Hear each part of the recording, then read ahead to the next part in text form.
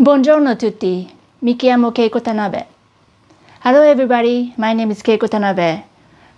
I'm originally from Japan. I'm streaming today from San Diego, California, where I live. It's truly an honor for me to be here today, sharing this artistic moment with you, so thank you so much for being there. The last few months have been certainly a challenging time for all of us due to the crisis situation we've been thrown into. However, despite a lot of heartbreaking, tragic news we heard, we've also learned many things, among which is the greatness of humanity through selfless, heroic acts of many people. In the world of watercolor, Anna Massinissa and her entire team of Fabriano and Acquarello are the heroes that we in the watercolor communities are so proud of and so grateful to for their decision to keep the spirit of Fabriano alive. So thank you so much for including me this year to be part of the great history. In 2018, I attended the Fabriano and Acquarello for the first time in person. Although I've been exhibiting my work for several years in Fabriano, here are some snapshots from that year to show you a glimpse of this amazing event, which I hope will take place in Fabriano in 2021. One of the special things I did was painting the square from the balcony. If you know me, I like painting outside. So in my today's demo, I wish I could paint on plein air like I did in Fabriano 2018. But I also find painting in the studio equally inspiring and valuable for my growth as an artist.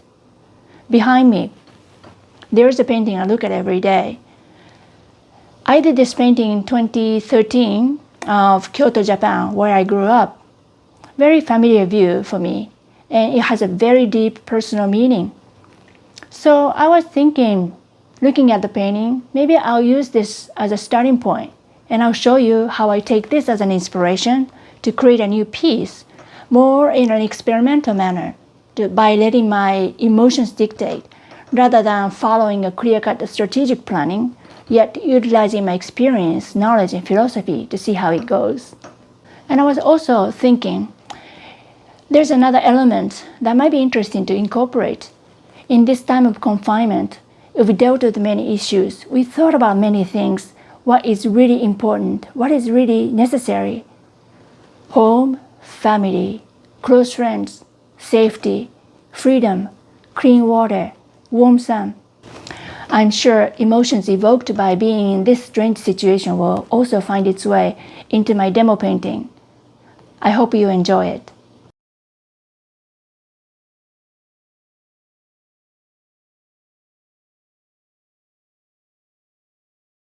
I am very honored to show you my demonstration today. Let me start off by speaking a little bit about myself and my random thoughts about art and today's painting. I come from Kyoto, Japan. Kyoto is an ancient capital of more than 2,000 years. Every time I'm there to visit my family, there are certain things I enjoy. I would go to an old temple and meditate in a Japanese garden. Or I would walk an old street that makes me feel like I'm back in time. Or, of course, I eat Kyoto delicacies to my heart's content. This is where my roots are. So, every time I paint a scene from Kyoto, I feel something different. I don't know if it is a sense of nostalgia or something more than that. Kyoto is surrounded by mountains with many beautiful views. One of my favorites is from Higashiyama, a sweeping view toward the west, overlooking a few of the city's many famous temples and downtown Kyoto, and a mix of old houses and modern buildings among a variety of species of trees. I go there to see this view every year. This view being so familiar to me, I can almost draw it out without looking at it. But today, I also allow myself to use the imagination more freely to add to the scene. So, what will be the imagined part? You will see. As you don't want to start running a marathon without doing a warm-up, it is a good idea to do a small sketch before painting as a warm-up. I'm doing a sketch to decide how I want to create light in a painting, but also to think how I will combine an existing compositional idea with an imaginary one. As I said earlier, in today's painting, I like to take a more intuitive approach by pretty much letting my emotion guide me throughout the process instead of staying true to a plan. But the core idea for the composition and the values should be strong. So I have a solid base to build a painting on top of it. I'm using a watercolor paper and a credit color pencil to do this quick sketch today because this is a water-soluble kind. It reacts to water to create a watercolor-like appearance, which I like very much. A feel of a pencil has a healing effect on me. When I'm stressed out or when I'm just too tired, if I hold a pencil to do something on the paper casually, I feel calm and content. I must say it is like meditation. So this is a sacred moment for me when I can feel connected to my inner self. I'm a firm believer in doing a sketch and doing it often, whether I will paint or not afterwards. I don't actually try too hard to achieve anything when I sketch, but it is important for me to be mindful of the intent, because that's where there may be the essence of the subject. Otherwise, I'll hold a pencil and let it start playing on a piece of paper. So usually my hand moves very fast because I'm not thinking too much or I'm not analyzing too hard. Just playing. That's an important state of mind for an artist to be in, I think. I even think that is when you're being a true artist in a way. To make a composition simple is the first step for me. A simple composition is strong and straightforward, so viewers will understand your intended narrative because you are communicating your artistic view without creating too much noise. That's what I like to try today. So I see the composition is starting to appear, especially when I show the passage of light. With a few of the most important elements placed along the passage, it becomes an image that tells a story. With the traditional houses of old Kyoto peeking through trees that suggest probably springtime favorite cherry trees, sakura, and with a serene canal running through it, I like the painting to look authentic and dreamlike at the same time. By the way, this canal or small river with the traditional boats is an added part to the familiar view of Kyoto I was talking about. But this river too exists, just in a different part of the city. It is also one of my favorite places to paint when I'm there. So today, like I said earlier, I'm using a water-soluble pencil made by Credit Color, and the paper is Fabriano. But I also like other material and experiment with the different types all the time, and such as bamboo pen. Here I have some of my sketchbooks to show you the sketches I did in the past, and some are done with a Credit Color pencil, some with a bamboo pen with ink. The paper I'm using today is Fabriano Artistico, the full size, imperial size, the size that's 30 by 22 inches, and the rough paper, 140 pounds or 300 grams.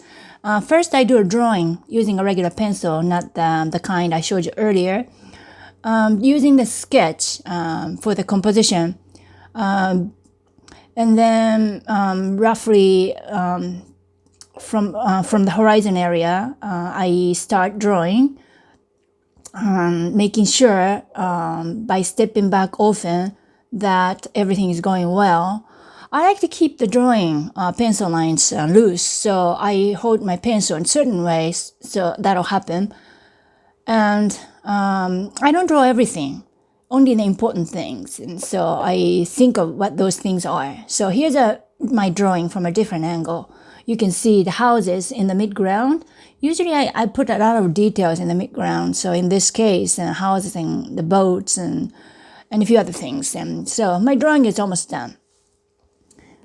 Okay, so I keep drawing, especially for the important details. And so I can retain the shapes once I start painting. And so the composition, also I think of many things when I draw, the values and edges for other things. And also one of the important things you shouldn't forget about is a focal point. So in this painting, I will use the one of the boats to be my focal point. So in the background, I will have trees, which I didn't really draw much, and then bring the light from there through the canal. And then in the midground, lots of houses, and so contrast, and then so that's where I would try to mingle both the light and the darks. And so here's my material. I have this type of brush and hake, and different sizes. And I also a few other brushes that I purchased in Asia, Japan and Taiwan, like these. Also, I have some brushes from Europe, Escoda and Raphael, the different sizes and different types of hair. Okay, and I always check the hair. It's very important. And then I use different types of shapes as well. Very important to choose the best brushes possible. And also pigments, I like tube paints from Sennelier. Here's my palette. This is not the one I use outside, but in the studio I keep a little larger palette, and I place probably more pigments in my palette. And then bigger mixing areas, which is very important, mixing areas being big. And here, let me show you the colors, my favorite colors to do this painting. I like to keep my work as transparent as possible, so I try to use transparent pigments. That is raw sienna. Here's burnt sienna, like that. And I like to use these colors to create a warm glow in my painting today. That's what I'm thinking. Here's alizarin crimson. I like to keep my palette quite limited. So, but I need to have one or two colors from each primary. For my blue, so after yellow and red, blue, my choice for today is phthalo blue. Phthalo blue. And also the variation, I would use purple. Okay, so now I'm using candle for resist in my painting.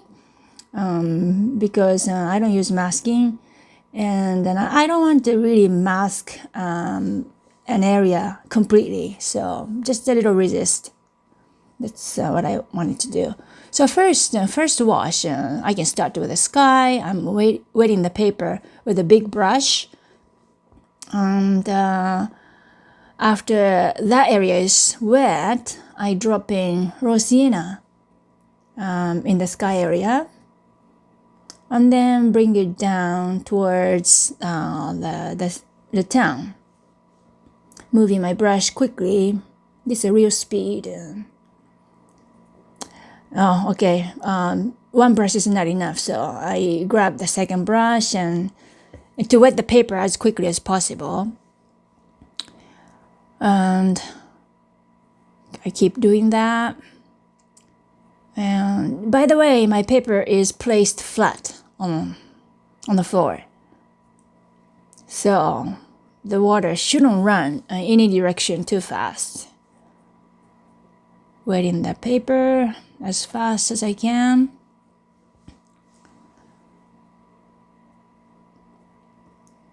like this. Now I have burnt sienna to drop in on the midground, mainly in the midground.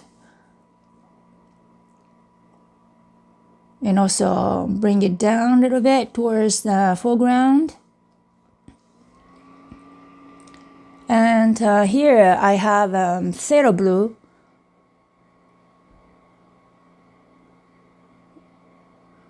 You can see more phthalo blue I'm putting in. The foreground is my main playground for this painting. So actually, I don't have a plan. I do have an idea, but I don't have a specific plan. So I just want to play around to see what happens. But right now I'm putting more phthalo blue here and there in the midground as well to bring this cut upwards to create a little bit of continuation. You can see my paper has become very wet by this time, and the pigments are still floating on the surface. I move around the paper to change the flow of the pigments, but in a way, in the direction where I want them to go. I keep playing with this phthalo blue. So in the sky, I wanted to darken slightly by putting this color mixture, purple with a little bit of phthalo blue in it. The reason is I want to create light in the distant trees. So in order to create contrast, that was necessary. I introduced a new color. So by this time I got tired of moving my brush in the same way, so I started dropping pigments here and there. Again, trying to experiment. Trying to paint more intuitively. But also, every step of the way, I try to create harmony and a balance. And always ask myself if I'm moving in the right direction.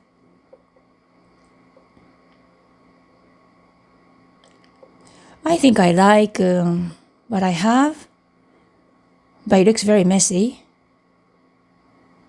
But usually I don't worry about it. It's because anything goes at this point in the process.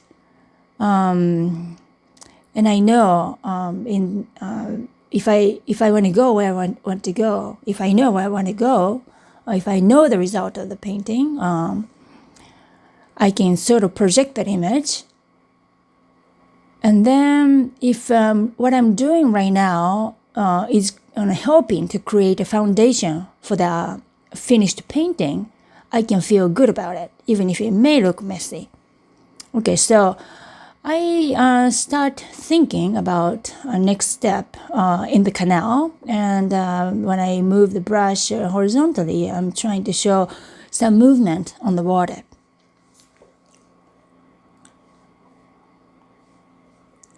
I still splatter here and there.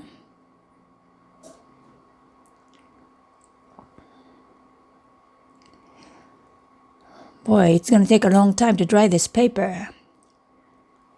It has buckled quite a lot.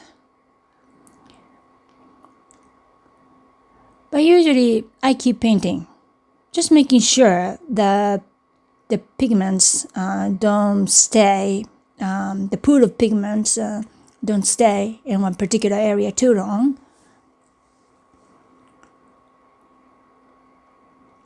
So actually first wash is done.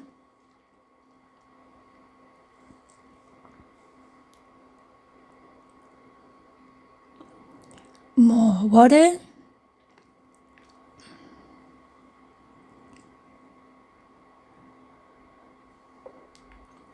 So I'm painting a bit more carefully, using tissue to create a different look, textural look.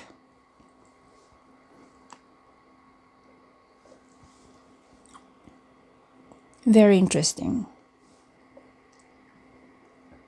More, both sides. Hopefully they will look like flowers. Like I said, the foreground is my main playground today, so I like to do a lot of experimentation here.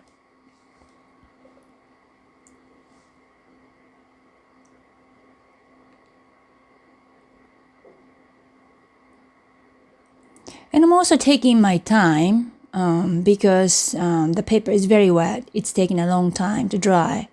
I don't really want to do these types of things on a very wet paper. Little by little, I'm taking slow steps. But of course, the rest of the painting is, I'm giving it plenty of time to dry. Look, this is why I like watercolor. It can paint for you. You don't have to do everything. Here's a close-up look. Like I said, the background is getting dry quite fast. Let me show you what it looks like right now. So going back, before the paper is completely dry, I add in trees, distant trees, and then take care of a few of the important elements. Because everything looks so small, I have to paint carefully. Nothing should look large. So I use smaller brush, but I don't really want to show too many details over there, just suggestion. But everything should look small. So painting carefully.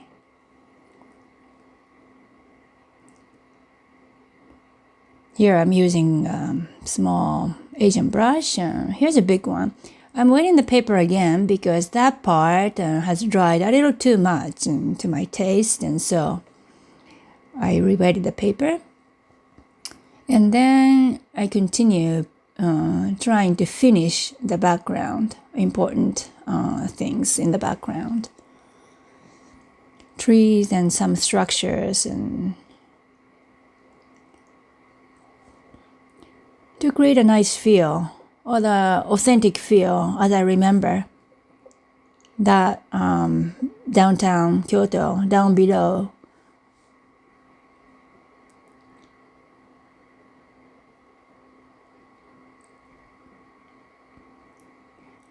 Okay, so now the horizon line over there is somewhat visible. I try to finish the area below that, but it's a bit challenging because I don't really want to show any realistic look over there, just suggestion. And to do that, I know I have to work in stages, layering.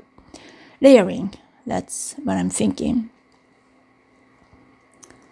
But I can take care of buildings at the same time, and the trees just behind them. I go back and forth. So I show some things more visibly than others, trying to strike a balance. Here's one of the main buildings. You can see I have never used this dark so far. This is really the first time. You can see how strong it is. And here the paper has dried already, so I'm showing a very sharp and edge.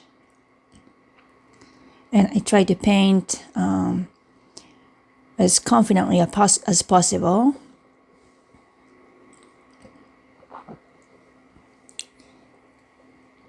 Keeping the paper almost vertically, I'm using the gravity, so the water pigments, of course, if I put too much on the paper, they will run. But I try to take advantage of that, or even manipulate, and to create an interesting look in my painting. Here comes the boat, one of the boats. I putting the waves in the water. I'm moving my brush quickly. Pretty much using the same color here and there. This is to create unified look in my painting. So I go back in to the midground, trying to show more structures. The back of the canal, small area, but it's very important. That's where the foreground meets the background. And also the realism meets the impressionism. And so that's an important part. How to integrate totally different looks over there. So more showing a little bit more buildings on both sides of the canal. But unlike the ones in front, I don't really want to show too much of those buildings in the back. It's just a suggestion. That's what I want. Painting carefully.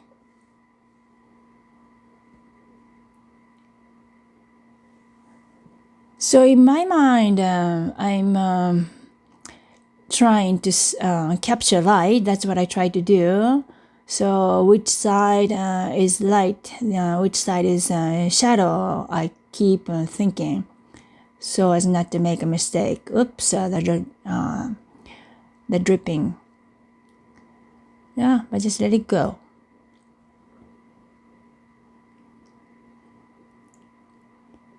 I like accidents like that. And I try to embrace it. And of course, if it starts making too much of a problem, I have to take care. I have to remove it. But most of the time, I just let it happen.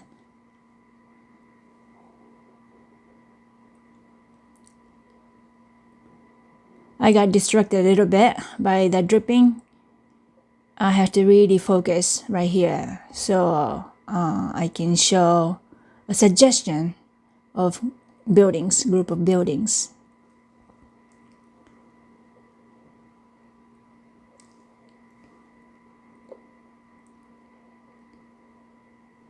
I want to finish this area as quickly as possible, so they will have a cohesive look.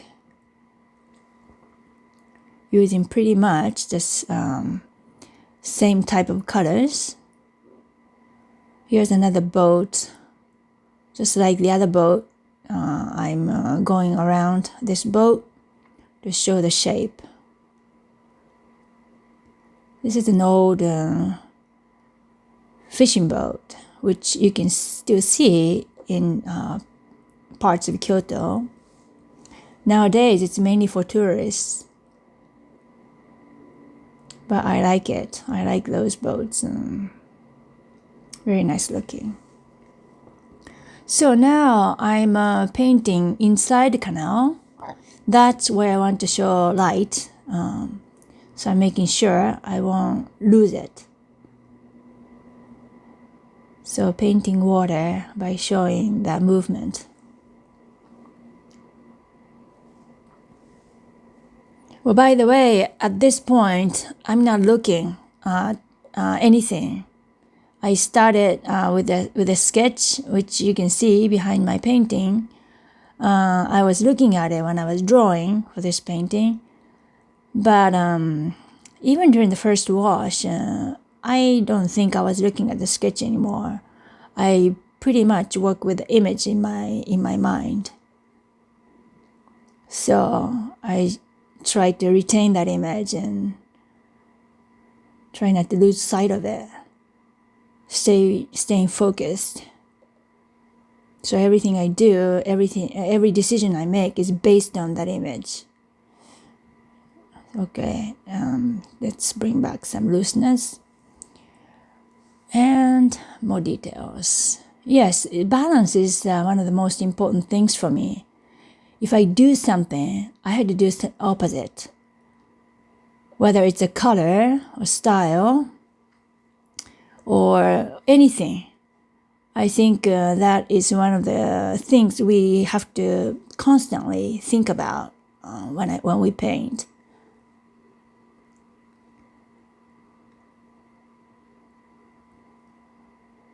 Important details.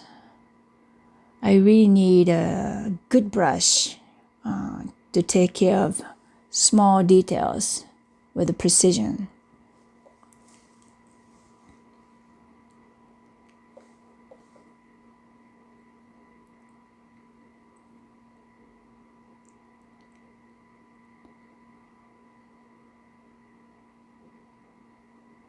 Another thing I try to do is to keep the quality of brushwork.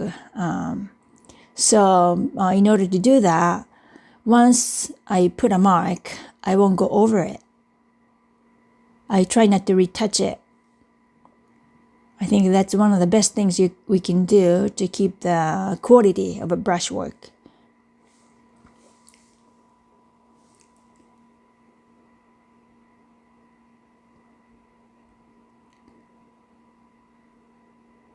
Okay, with this, I think I have shown all the buildings in my painting.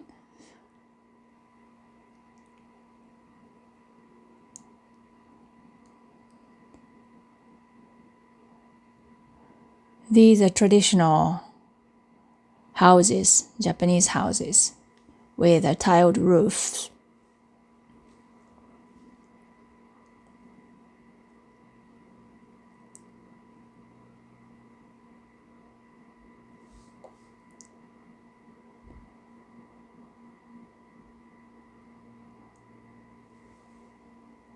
So, very small area in this painting, but important part. I had to take my time. So I'm showing a sketch which I did of boats. I had to look at it to make sure I'm showing them correctly. And also the sketch I did was done with a bamboo pen, so I decided to use it in this painting as well to show the same kind of line work which I liked. So here I am using a bamboo pen to take care of boats.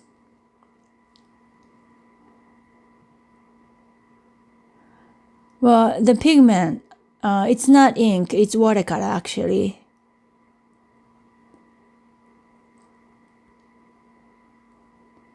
Little by little.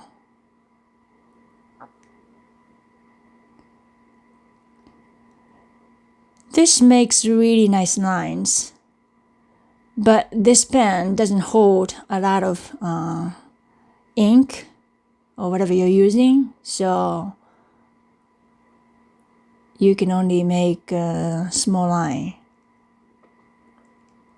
short line. And you have to make lots of lines. You need to make lots of trips to your palette or ink pot. So I like the look of this boat. Definitely focal point. One of the important points of interest in this painting.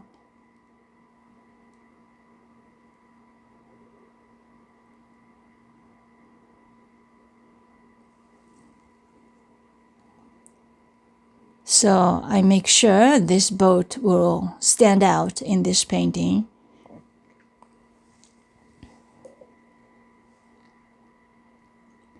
I keep using bamboo pen.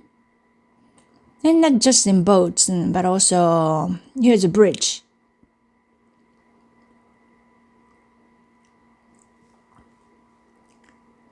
It's not perfectly clean solid line, but I like this kind of rather rough and broken line this pen can create.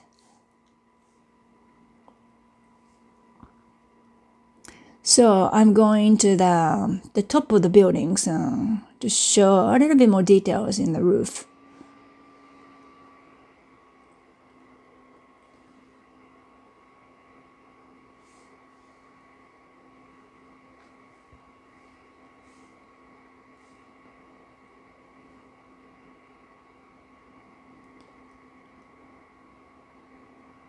So after I'm done with the little things I'm painting right now, I have to switch to a big brush to take care of the foreground. So as I paint, right now I'm thinking of the next attack, how I'm going to do it. And also the paper needed to dry a little bit, so this is good. I'm giving the foreground area a little bit of time to dry. This pen, having a very sharp end, you can also use it to scratch out. And also I like the feel when I hold it. This is made of bamboo.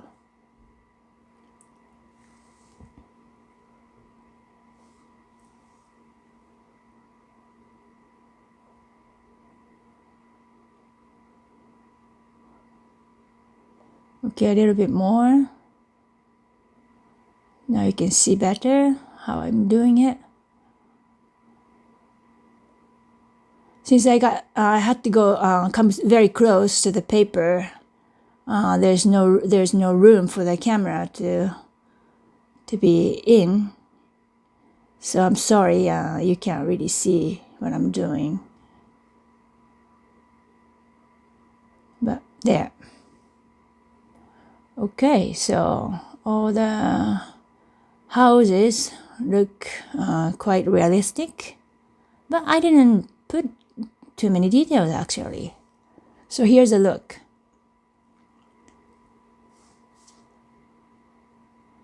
Now, I decided to putting a little bit more in the background. So the one of the tall pagoda doesn't stand out too much, and so I'm putting a rather bigger trees, and also to create a little bit more distance by putting another layer. The paper is completely dry over there, so I move the brush quickly to show the dry brush stroke here and there. Try not to overdo it. So if it looks too much, I soften the edge. A little bit more. Started from the left and now in the middle. To continue that movement.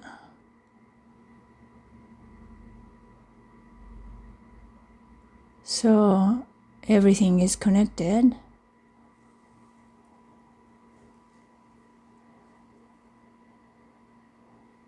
That makes a harmonious look. Okay, so almost done.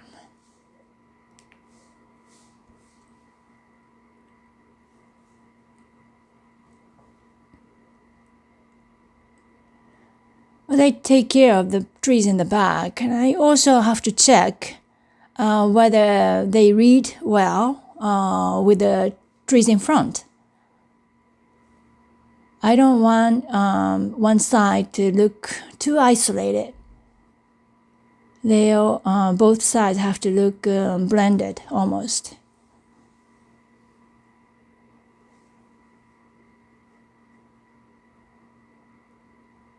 Okay, another task for me here is to keep the light in the trees between the horizon line and the houses in front. So I try not to make these trees too dark.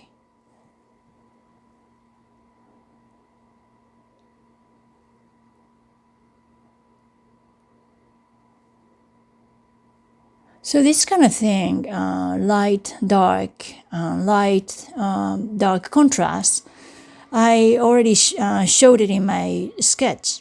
So I had a plan and I'm trying not to forget the plan. So now it's time to take care of the foreground. I switched to a bigger brush.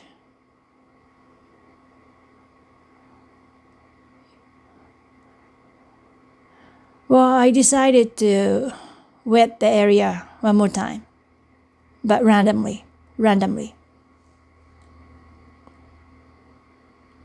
And also this is where I have to be very bold, and then I have to introduce more darks and also create texture, interesting texture.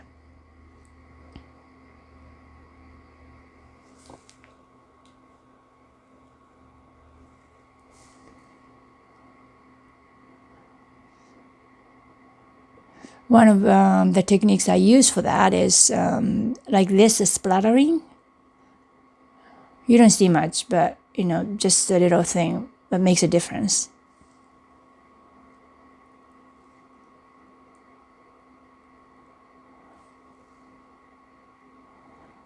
With the dark was not dark enough.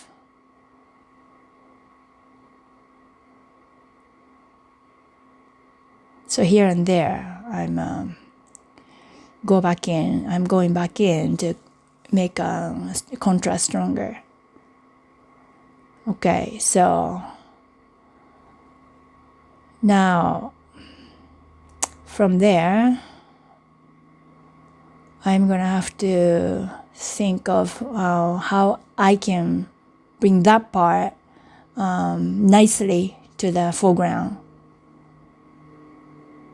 Totally different things, man-made structures over there, and nature or more organic objects in front, but they have to be they have to make one look, one cohesive look. So it's going to be interesting. Like I said, I'm trying to paint intuitively, so I have an idea, but I don't really have a clear, specific plan how to do it.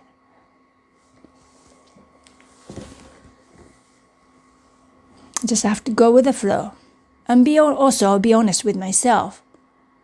If I like the way things are going, I keep doing. If not, I just have to be honest and ask myself, now, what should I do?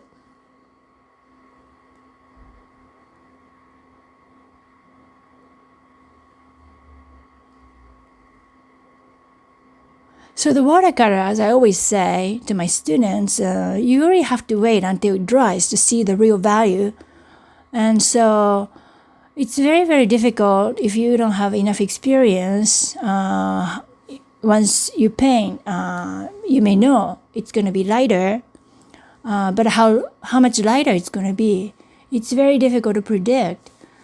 So most of the beginners usually paint too lightly, and then they have to darken the painting again and again and again. That's not really a good thing.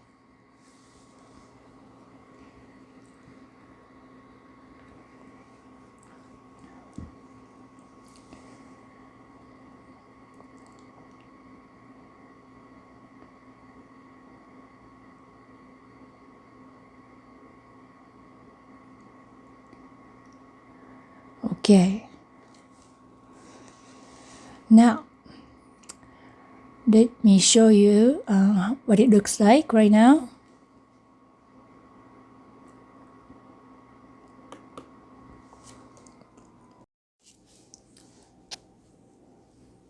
Okay, so I'm trying to finish these buildings by showing a little bit more details inside, but not much. I'm putting in a few dry brush strokes, painting carefully.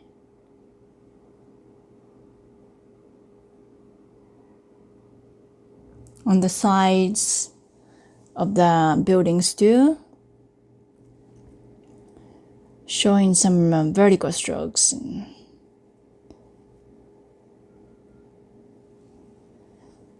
Finishing the bridge on both ends.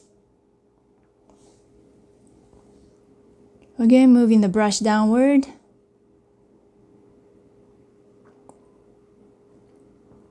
I did it on the right side of the paper, so the other side as well, and in the middle.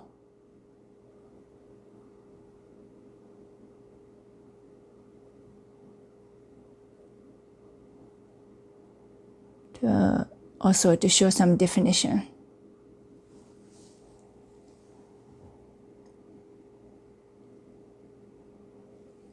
Okay.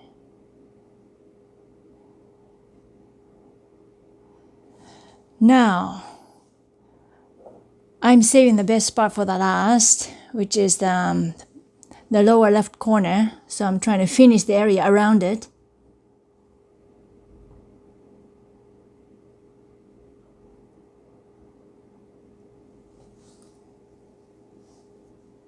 A little bit more waves.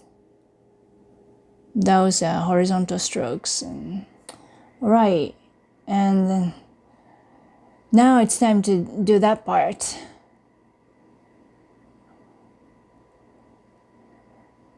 Yeah, I like the texture that has been created so far, so I'm gonna build up on it. Even though I may like the look, that's just a part of the painting, so everything as together as a whole should look good. I'm not sure at this point if that's happening, so it's going to be very interesting. So I'm going to first put in this purple mixture, purple and burnt sienna mixture, very dark, because I weighted the paper, just the area below, above the dark color I just put in. You can see the water is running into it, which is making a very interesting look. So, like I said, if you do something on one side, it's better to repeat it on the other side of the painting as well. So I darken using a similar color on the right side of the painting as well. Now I have to come back to this side and put a bit more darks in different parts, because that whole area looks interesting, but it's a bit too light. I need to show more variety of values. And here and there, I show a realism by showing the waves. So it's also, I'm juxtaposing the realism and abstraction, and light and dark. And the color also, temperature, maybe coolish, but I'm also showing a little warm temperature underneath. So that too, everything you do, I think you have to find a balance. And what is the right balance? That everybody should have a different answer depending on what you wanted to do. So there's no straight answer to that.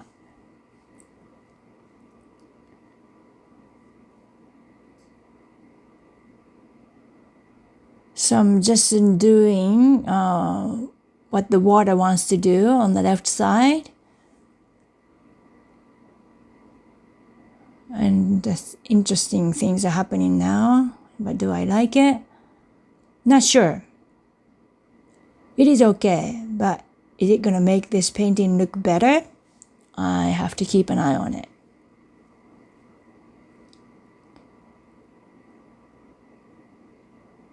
But I'm excited. I'm excited with the way things are going. I have a good feeling.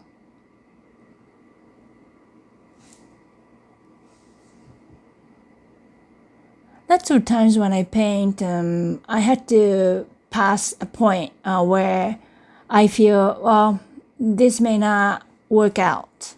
But I try not to admit it. I try not to think about it because I just want to enjoy the process. And it's always a learning experience. And as long as you don't lose sight of your vision, I think you have something good. So you may not like the result, but I think you should just keep going and then try to finish. Don't worry too much.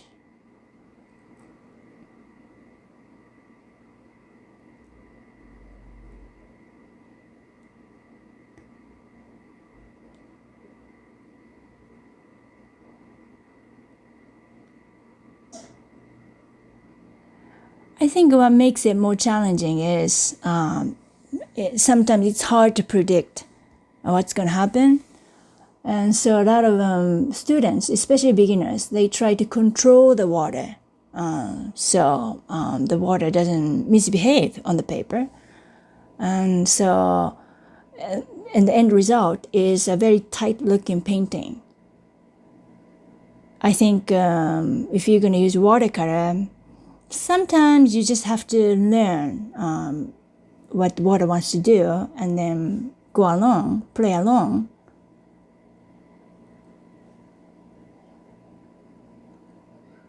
That's exactly what I'm doing right now.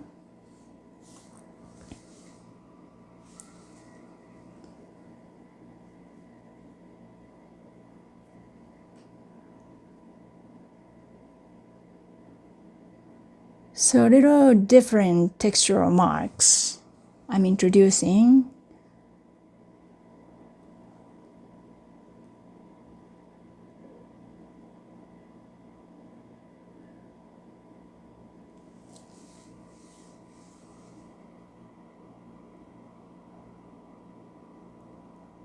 Like I said in the beginning, when I was doing a sketch, I was thinking this painting will look both authentic and dreamlike. So definitely this is the dreamlike quality that I'm trying to create here.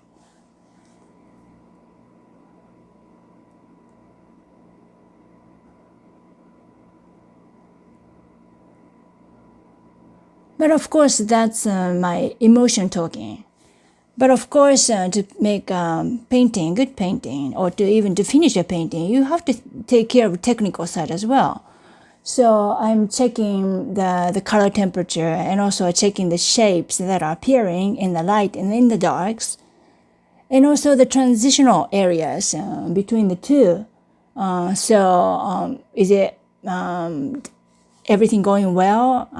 I think every step of the way, I have to sort of stop and think, is what I'm doing contributing to making this painting more meaningful, so that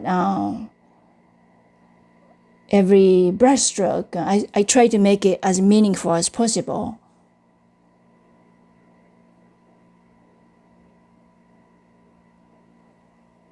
So I decided the area has too much light. I darken, but using slightly different colors as well to create more interest and excitement, and also the depth in it.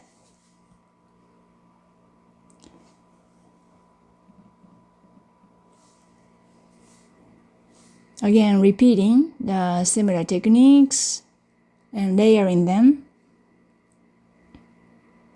until I achieve a kind of look that I'm happy with. And I keep charging before the paper is dry. Everything is done on the wet paper. And also you can see a slight effect of resist that I made with a candle in the very beginning. Not much, very subtle, but it's there.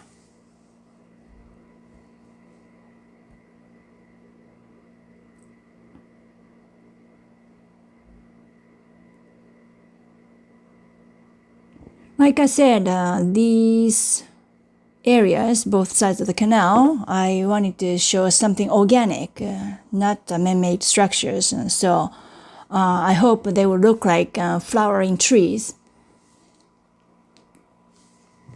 So I was throwing in colors that may resemble flowers.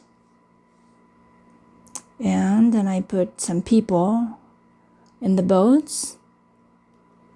Little but important details by painting very carefully.